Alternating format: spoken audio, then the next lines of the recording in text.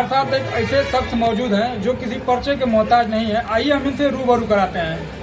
Sir अपना पर्चे बताइए। मेरा नाम है फैजान खान, मैं भाजपा का आजीवन सदस्य हूँ। भाजपा ने हमें युवा मोर्चा गाजीपुर का जिला उपाध्यक्ष भी जो है बनाया। मैं भाजपा के मेन बॉडी का कार्यकारिणी सदस्य भी रहा और मुझे लगता है कि 2012 से 2015 तक मैं प्रदेश कार्य समिति सदस्य युवा मोर्चा, और जो मेरी व्यक्तिगत जो पहचान है, मैं छात्र जीवन से आया हूँ। मैं 2005 में बीसीएसके पीजी कॉलेज मऊ का महामंत्री चुना गया था। यही हमारी पहचान है। कहीं न कहीं देखा जा रहा है कि आप चुनाव की तैयारी कर रहे हैं। भाई चुनाव की तैयारी तो स्वाभाविक है कि किस पार्टी से चुनाव लड़ेंगे? भाई हमारी तो पार्टी एक है ना। हम तो भारतीय जनता पार्टी के आजीवन सदस्य हैं और इस बार सुनहरा मौका इसलिए जो है हमारे लिए है कि इस बार सीट समान हुई है।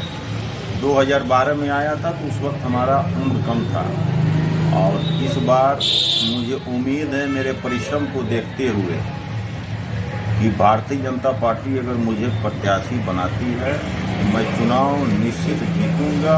जीतने के कारण उसमें एक है, आज मुझे अंसारी समाज मुझे लग रहा है 35% वोट करने जा रहा है। अच्छा वही मुद्दा क्या रहेगा? भाई मुद्दा तो ये किसी से छुपा नहीं है। सन 1867 की ये नगर पंचायत हमारी है।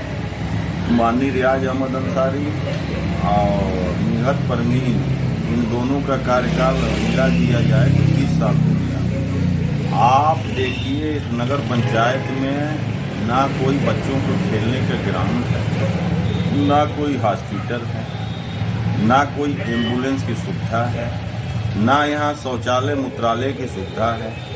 हम लोगों ने एक जन आंदोलन किया था शौचालय के लिए। आप लोगों को याद होगा 2015 में चौकी के पास जिला नेतृत्व श्रीमान अभिनंदन राय जी के नेतृत्व में हम लोगों ने टोनरिया को घेरा तो उस वक्त एक शौचालय बना टोनरिया के पीछे। फिर बाद में यहाँ ईओ साहब आए, बड़े अच्छे आदमी हैं वर्तमान वाला। इनके द्वारा धीरे धीरे अब कुछ काम दिख रहा है।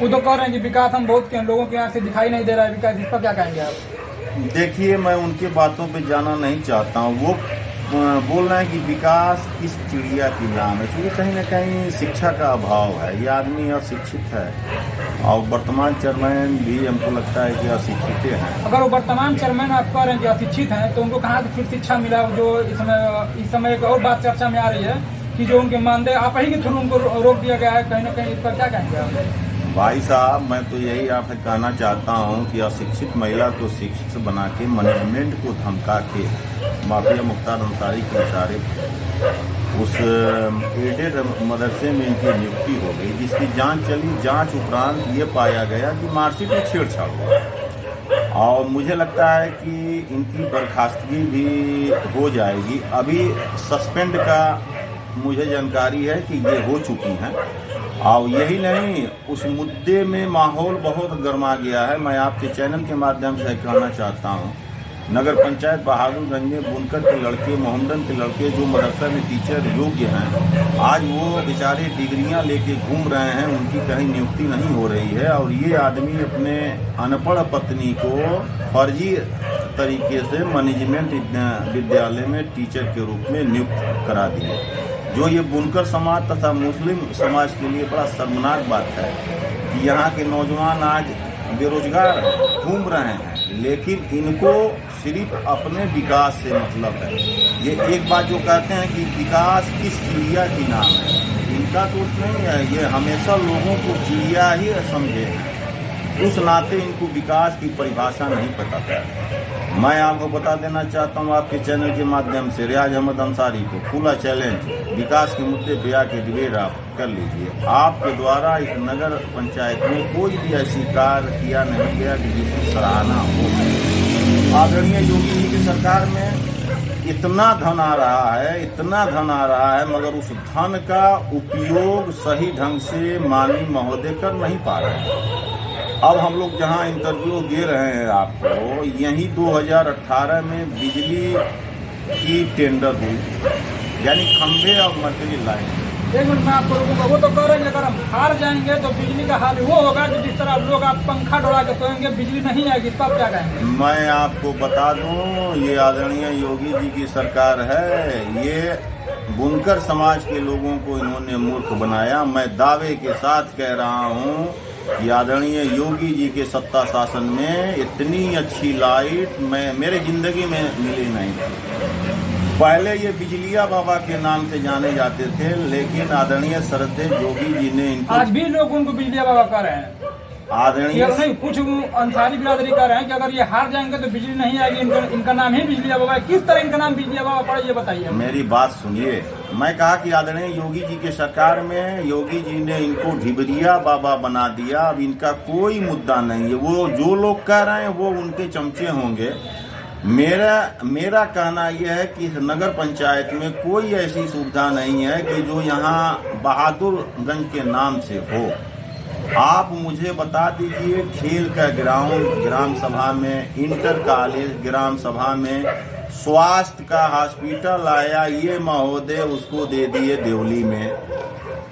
बिजली विभाग का स्टेशन आया, ये महोदय दे दिए सनेहुआ में। मुझे तो लग रहा है कि ये अगर इस बार तो इनका चांस ही नहीं है, लेकिन अगर इस बार ये कहीं से जीत भी जाते हैं तो नगर पंचायत को बेचने की व्यवस्था इनकी हो चुकी है। लेकिन जनता में मैंने इतना बड़ा उम्र में 20 साल में कभी इनके प्रति इतनी आक्रोश हमने देखा नहीं। और आक्रोश का मेन कारण इनका हिटलरशाही, विकास किस चिड़िया का नाम है, ये शब्द बोलना, जाहिलों की तरह भाषा का प्रयोग जो करना, कहीं न कहीं इनसे अंसारी समाज के लोगों में भी इनके खिलाफ जबरदस्त आक्रोश है। भाई एक चीज मैं जानता हूँ, अगर चेयरमैन आप हैं तो नगर के आप पिता हो, आपका ये काम है कि सारे वार्डों को आप देखें, सारे वार्डों में क्या क्या हुआ है। मगर यहाँ तो आप घूम जाइए तो किसी नाली पे पटिया है और किसी पे पटिया नहीं है। ठेकेदारों को ये अपने मन चाहे ठेकेदारों को ठेका जो दे देते हैं। उन ठेकेदारों से ये कमीशन खोरी 75% में लिप्त है भाई साहब। तो जब ठेकेदार 75% कमीशन देगा तो काम क्या होगा? ये आदमी मतलब कह लीजिए हिटलर शाह। और इस बार मैं आपके चैनल के माध्यम से कहना चाह रहा हूँ कि इस बार मुझे लग रहा है कि पूरे गाजीपुर जनपद में सबसे शर्मनाक हार इन्हीं की होने वाली है। अच्छा, एक बात और चर्चा में आ रही है कि कुछ हमारे कथित पत्रकार महोदय को मैं सीधा टारगेट कर रहा हूँ कि आगे दिखा रहे थे साहब कर कि हमारी टूटी हुई कुर्सियाँ है, लोगों से मांग के लेके आते हैं तो गत्ता लगाते हैं और जो हम लोग को बांट देते हैं। उस पर आप क्या कहेंगे? देखिए, अल्लाह की हैं, देर है अंधेर नहीं है। वो एक कोई पत्रकार है, मऊ के साहब हैं, मैं तो उनको जानता भी नहीं हूँ। वो इनका इंटरव्यू ले रहे थे, मैं भी देख रहा था। ये जो ऑफिस जो अपना बनाए हैं, आप टूटी कुर्सियाँ दिखा रहे हैं, कितनी शर्मनाक बात है। वो कह रहे हैं कि हम गरीब हैं। ठीक उसी ऑफिस के पीछे इनका शीश महल है। शीश महल के पीछे एक इनका फार्म हाउस है। आप जाके देख लीजिए। मुझे कहने में कोई संकोच नहीं है कि जनता की गाढ़ी कमाइयों में भ्रष्टाचार करके रियाज अहमद अंसारी आज गाजीपुर जनपद के सबसे बड़े पैसे वाले व्यक्ति हैं। चूंकि ये माफिया मुख्तार अंसारी के चेले हैं। एक मिनट, आपकी बात हम लोग वो आप कह रहे हैं, आप सीधा तो मत लगा रहे हैं कि मुख्तार अंसारी के वो चेले हैं और वो कह रहे हैं कि नहीं हम अफजल अंसारी के चेले हैं।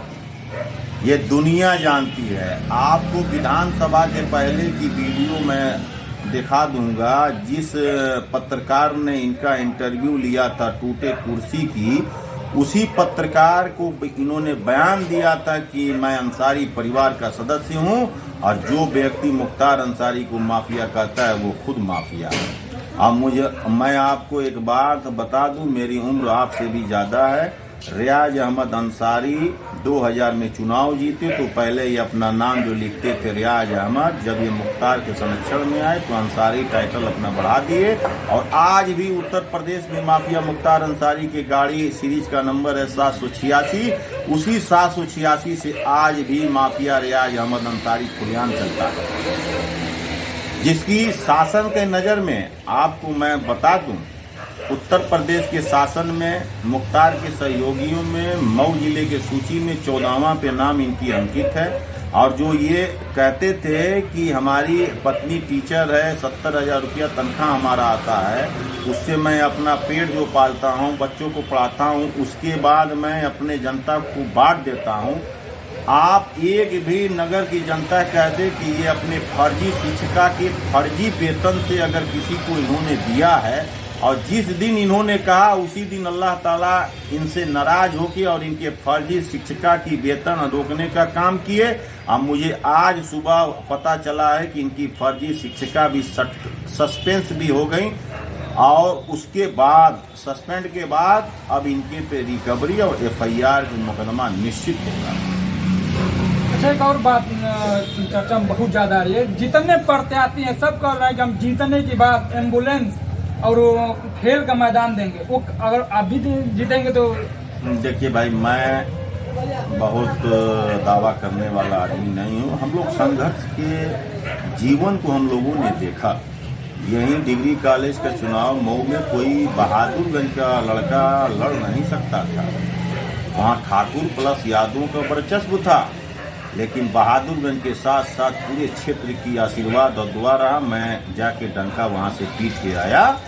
मैं एक बात जो बता दूं, मैं चेयरमैन हूँगा तो 5 साल में नगर में चौमुखी विकास होगा। और सबसे पहले शपथ ग्रहण समारोह के दिन मैं मंच से ऐलान जो करूँगा कि नगर पंचायत में बच्चों के खेलने का ग्राउंड और तथा कुरैशी समाज के लिए उनके लाइसेंस और स्लाटर हाउस की भी व्यवस्था मैं करूंगा। तीसरा घोषणा मेरा सुन लीजिए आपके चैनल के माध्यम से, हॉस्पिटल इसी नगर पंचायत में बनेगा, इसमें कोई संदेह नहीं। अच्छा, एक और बहुत बात चर्चा में है, हम जानेंगे आपसे कि एक गांव पड़ता है नदी उस पार, वो टाउन एरिया में पड़ता है या गांव में पड़ता है? देखिए भाई साहब, ये व्यक्ति मतलब कह लीजिए चेयरमैन लायक तो ये आदमी है ही। उसी राजभर बस्ती में, अब पुरानी गजहरजन बस्ती में, अब भूइया टोली में जाते हैं, वोट के समय गिड़गिड़ाते हैं, और जब चुनाव जीत जाते हैं तो कहते हैं कि आप लोग तो फरीदनपुर वाले हो, भाजपा वाले हो। ये एक राजनीतिक व्यक्ति पे शोभा नहीं देता। राजनीतिक व्यक्ति का मतलब जो मेरा विरोध करे, अगर वो हमारे दरबार में काम के लिए आया है तो मैं सबसे पहले उसका काम करूं, ये राजनीतिक व्यक्ति का परिभाषा होता है। लेकिन ये आदमी गुंडा और मऊवालिया माफिया है, माफिया का चेला है, इसलिए ये अपने घमंड में चूर है, लेकिन जनता इसके घमंड को चूर चूर कर देगी। और नदी उस पार एक गांव है, अभी आप उस पर नहीं जा रहे हैं, नदी उस पार गांव है, अगर नदी उस पार एक गांव है, वहाँ न देखा जाए न लाइट है, न बहादुरगंज टाउन एरिया में लाइट भी है, वो देहात की लाइट यूज करते हैं। देखिए एक बात मैं बता दूं, किसी वार्डों में इनका इतना जबरदस्त मेला व्यवहार है। जहाँ आप जो कह रहे हैं नदी उस पार, सहानी हमारे यहाँ राजभर है, ये सच्चाई है। इनके द्वारा बंधा से लेके माझी के घर तक 2014-16 में इनके द्वारा टेंडर हुआ। मुझे लग रहा है कि वो टेंडर 67 लाख रुपये का था, और उस रोड पे एक भी काम नहीं हुआ, जिसकी जांच मैं खुद स्वयं शासन स्तर से करा रहा हूं। माननीय रियाज अहमद अंसारी द्वारा ऐसे ऐसे कार्य किए गए कि जो टेंडर पास हो गया, पेमेंट हो गया, लेकिन काम धरातल पे नहीं हुआ। जनता सब जान रही है और इसका उजागर रोज न रोज हो रहा है। आप इसके लिए निश्चिंत रहिए। और ये बाबा की सरकार है, इनके मुंह पे बुलडोजर आके खड़ा है, जब न जब दस्तक हो जाए। आपने विकास किया है, जो है बात हमसे, विकास तो नगर पंचायत का नहीं हुआ, लेकिन माननीय रियाज अहमद अंसारी का खूब हुआ। 1 रुपया से उठ के आज ये आदमी अरबों में हो गया। मुझे आप बताइए, रियाज अहमद की आमदनी का स्रोत क्या है? मैं आपके चैनल के माध्यम से पूछना चाहता हूं कि रियाज अहमद अंसारी जो मुख्तार अंसारी के चेले हैं, इनकी आमदनी का स्रोत क्या है? 32 मंडा नगर पंचायत में इनके नाम से जमीन है, आखिर आई कहां से? इनके पिताजी स्वर्गीय मन्नान अंसारी चाचा हमारे बहुत गरीब परिवार के व्यक्ति थे, बच्चों को पालने के लिए थे। जब ये नगर के चेयरमैन बने, मुझे लगता है कि बहादुरगंज में किसी का ऐसा शीश महल नहीं होगा। हम लोगों के भी है, जमीन है, दौलत है, हम लोग अपने संघर्ष है कमाए हैं। हम लोग रजिस्टर्ड दुकानदार हैं, बिजनेस वाले हैं, हम लोग इनकम टैक्स पे ही हैं, मगर इनका क्या जो है स्रोत है बताइए आप। इन्होंने नगर पंचायत की जनता का खून चूसने का काम किया, लेकिन इस बार जनता इनका खून चूसेगी। और मैं बता दूं कि ये चुनाव बहुत बुरी तरह हारने जा रहे हैं। भारतीय जनता पार्टी के प्रत्याशी को मुस्लिम समाज के, अंसारी समाज के लोग वोट देने के लिए राजी हैं, और वो जब चुनाव की घोषणा हो जाएगी, अंसारी समाज बढ़ चढ़ के भारतीय जनता पार्टी के साथ रहेगा। अंसारी के साथ साथ हमारे हिंदू समाज के लोग, हमारे पठान जो है, हमारे दर्जी हैं, कुजड़ा हैं, कसाई हैं, सारे लोग अपना मन जो है बना लिए हैं इस हिटलरता को हटाने के। इसी तरह आप हमारे न्यूज़ चैनल में बात करने के लिए धन्यवाद। बहुत बहुत